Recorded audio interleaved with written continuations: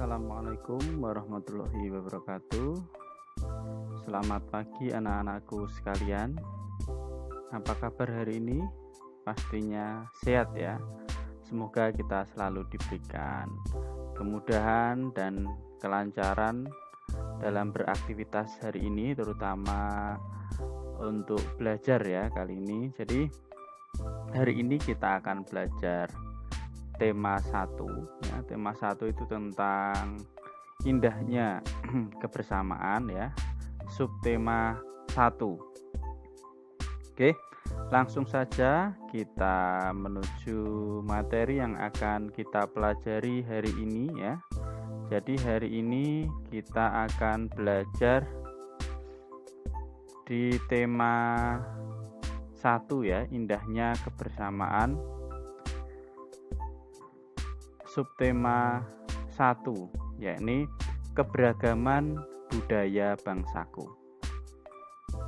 Oke, khususnya untuk muatan pelajaran bahasa Indonesia ya. Jadi di dalam tema 1 ini tentunya ada beberapa muatan pelajaran, dan selama pembelajaran di rumah ini akan kita fokuskan tiap muatan pelajaran ya. Jadi hari ini kita akan belajar muatan pelajaran bahasa Indonesia. Nah, dengan KD 3.1 yaitu mencermati gagasan pokok dan gagasan pendukung yang diperoleh dari teks lisan, tulis ataupun visual. Sedangkan KD 4.1-nya itu menata informasi yang didapat dari teks berdasarkan keterhubungan antar gagasan ke dalam kerangka tulisan. Oke, jadi kita akan belajar mengenai gagasan pokok dan gagasan pendukung. Nah, di dalam suatu bacaan atau dalam suatu teks itu terdiri dari beberapa paragraf. Dan di dalam paragraf sendiri itu terdapat yang dinamakan dengan gagasan pokok dan juga gagasan pendukung. Nah, pengertian dari gagasan pokok dan gagasan pendukung sendiri itu apa? Nah, jadi gagasan pokok atau sering juga disebut dengan ide pokok atau juga pokok pikiran ya. Jadi memiliki beberapa nama ya. Gagasan pokok itu ada ide pokok, ada pokok pikiran, atau juga gagasan pokok sendiri. Itu adalah ide utama atau topik yang dibahas pada suatu teks. Itu gagasan pokok ya. Kemudian apa yang dimaksud dengan gagasan pendukung? Gagasan pendukung sendiri adalah uraian atau informasi tambahan pada suatu teks. Jadi di dalam suatu teks atau paragraf itu ada yang dinamakan gagasan pokok dan juga gagasan pendukung. Nah, gagasan pokok itu tadi adalah ide utama yang dibahas, sedangkan yang menjelaskan atau yang menambahi atau penguat dari gagasan pokok itu dinamakan gagasan pendukung ya. Oke. Kemudian untuk penyampaian gagasan pokok sendiri itu ada dua macam ya untuk menyampaikan gagasan pokok. Secara tersurat dan juga secara tersirat. Tersurat itu berarti tertulis ya. Gagasan pokoknya ditulis di situ. Bisa di awal paragraf, di tengah ataupun di akhir kita bisa menemukan gagasan pokok itu melalui kalimat utama. Jadi gagasan pokok boleh sama dengan kalimat utama, boleh juga kita ringkas atau kita rangkum sendiri. Jadi gagasan pokok itu boleh sama persis dengan kalimat utama, boleh juga tidak. Itu tadi gagasan pokok secara tersurat ya, jadi hubungannya dengan kalimat utama. Kita lihat di kalimat utama apakah dia bisa merupakan gagasan pokok atau tidak. Sedangkan secara tersirat berarti dia tidak tertulis, maka kita harus membaca keseluruhan kalimat pada paragraf. Jadi kita baca paragraf tersebut sampai selesai. Oh, ternyata gagasan pokoknya adalah ini, atau membaca atau membicarakan tentang apa atau paragraf ini, itu namanya secara tersirat. Jadi kita baca sampai dengan selesai. Oke. Selanjutnya, hal apa saja sih yang perlu diperhatikan untuk menentukan gagasan pokok dan gagasan pendukung? Jadi ada beberapa hal yang perlu kita perhatikan ya untuk bisa menentukan gagasan pokok dan gagasan pendukung. Yang pertama, kita harus membaca teks dengan seksama ya. Kita baca teks tersebut tiap paragrafnya dengan seksama. Kemudian selanjutnya, cermati setiap kalimat pada paragraf. Jadi setiap kalimatnya kita cermati pada paragraf tersebut ya, tiap kalimatnya. Kemudian yang ketiga ada tentukan kalimat utama dan kalimat penjelas dalam suatu paragraf ya. Jadi kalimat utama itu adalah kalimat yang mewakili isi dari paragraf tersebut ya. Jadi satu kalimat yang mewakili isi keseluruhan paragraf, sedangkan kalimat penjelas itu adalah yang memperjelas kalimat utama. Jadi menambahi kalimat utama ya, menceritakan tentang apa. Lah penjelasannya itu ada di kalimat penjelas. Oke, selanjutnya kita akan coba membaca satu contoh paragraf ya.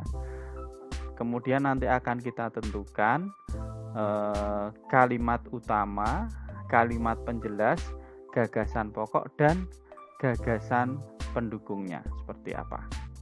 Oke, ini ada bacaan dari buku Bupena ya. Jadi di awal itu materinya tentang gagasan pokok dan gagasan pendukung. Ini ada satu paragraf ya yang judulnya tentang batik ya. Batik merupakan kain tradisional Indonesia. Kain batik dihasilkan dengan cara dilukis atau dicetak menggunakan malam.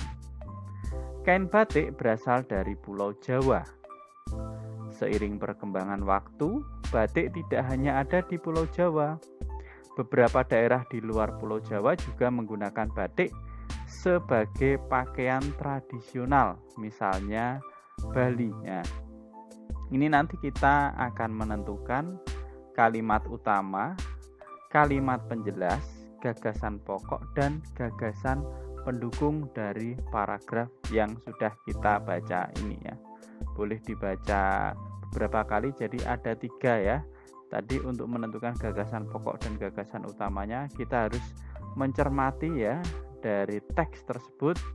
Kemudian kita harus membaca tiap kalimatnya.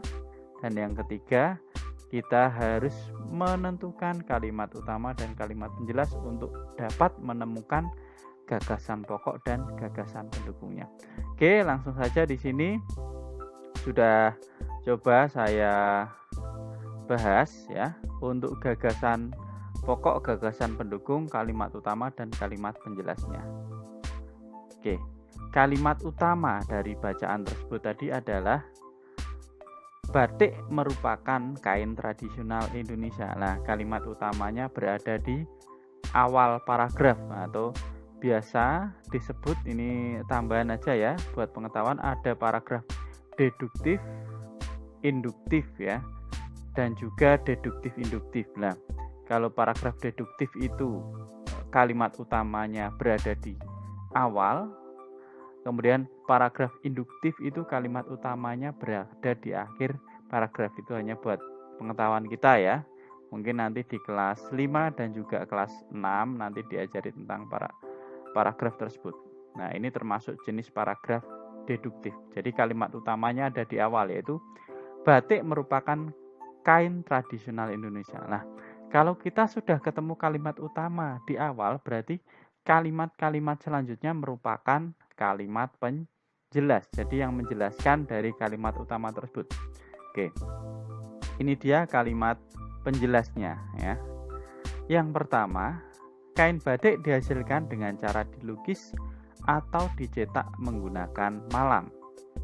Kemudian yang kedua, kain batik berasal dari Pulau Jawa. Yang ketiga, seiring perkembangan waktu, batik tidak hanya ada di Pulau Jawa. Nah, bahkan beberapa daerah di luar Pulau Jawa juga menggunakan batik sebagai pakaian tradisional, misalnya Bali. Ini adalah kalimat penjelas atau yang menjelaskan kalimat utama tadi ya, bahwa kain batik merupakan kain yang di Indonesia, yang digunakan di Indonesia tadi ya, salah satu kain tradisional di Indonesia itu adalah kain batik tadi kalimat utama. Lah kalimat penjelasnya itu adalah yang ini. Ada 4 kalimat ini merupakan kalimat penjelasnya. Itu tentang kalimat utama dan kalimat penjelas. Sekarang bagaimana tentang ide pokok atau pokok pikiran dan juga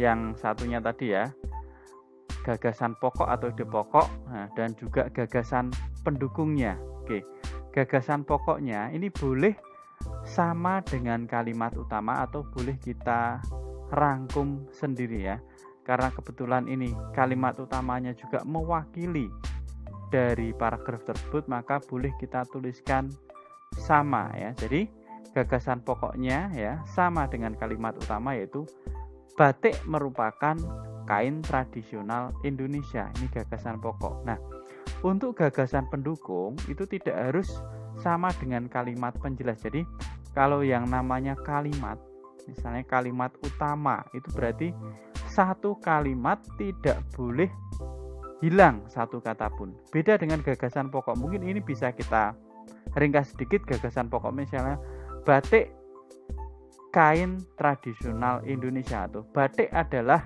kain tradisional Indonesia. Jadi kalau gagasan pokok tidak harus sama persis katanya, bisa kita ubah sedikit ya. Tetapi beda kalau kalimat utama, itu tidak boleh hilang satu kata pun ataupun diubah satu kata pun. Itu untuk gagasan pokok. Nah, sekarang untuk gagasan pendukungnya itu apa dari paragraf tersebut? Nah, ini gagasan pendukungnya. Nah, boleh kita ringkas ya, gagasan pendukung yang cara membuat batik, cukup seperti itu ya. Kemudian ada lagi daerah asal batik. Yang ketiga adalah wilayah persebaran batik. Nah ini misalnya ini kita buat gagasan pendukungnya, jadi tidak perlu kita jelaskan secara panjang lebar seperti kalimat penjelasnya ya. Jadi cukup kita ringkas, tidak apa-apa untuk gagasan pendukung. Oke, kemudian perbedaan antara gagasan pokok dan gagasan pendukung itu apa sih ya? Perbedaannya seperti apa? Jadi ini perbedaannya itu terletak pada fungsi dari setiap gagasan ya. Jadi ini kata kuncinya yang membedakan antara gagasan pokok dan gagasan pendukung. Jadi terletak pada fungsi setiap gagasannya. Untuk gagasan pokok itu merupakan inti dari paragraf. Sedangkan gagasan pendukung itu adalah penjabaran dari gagasan pokok ya. Jadi fungsinya berbeda. Yang satu intinya untuk gagasan pokok, yang gagasan pendukung itu penjabaran dari gagasan pokok tersebut. Ini yang membedakan antara gagasan pokok dan gagasan pendukung.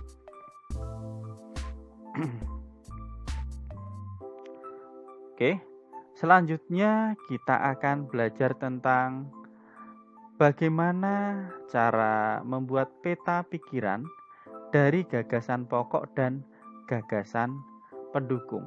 Nah, apa itu peta pikiran? Peta pikiran itu merupakan cara menuangkan informasi dalam bentuk diagram ya. Jadi kita tuangkan tadi misalnya gagasan pokok dan juga gagasan pendukung ya, sudah kita buat, kemudian akan kita buat dalam bentuk diagram ya. Kita tuangkan dalam bentuk diagram.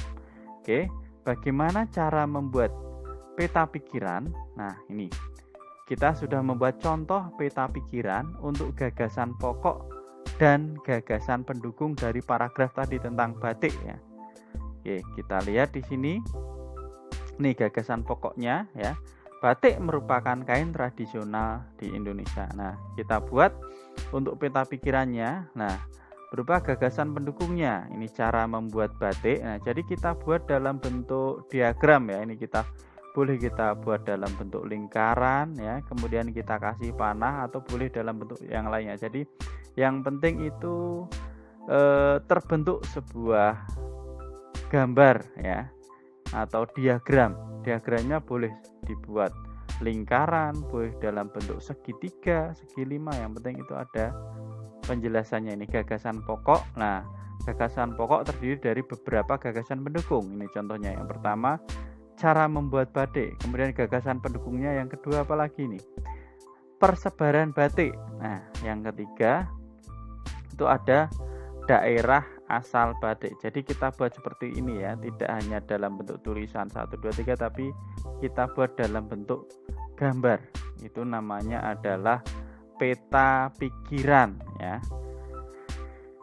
Oke, mungkin ini dulu penjelasan untuk hari ini ya. Jadi hari ini kita sudah belajar apa saja ya?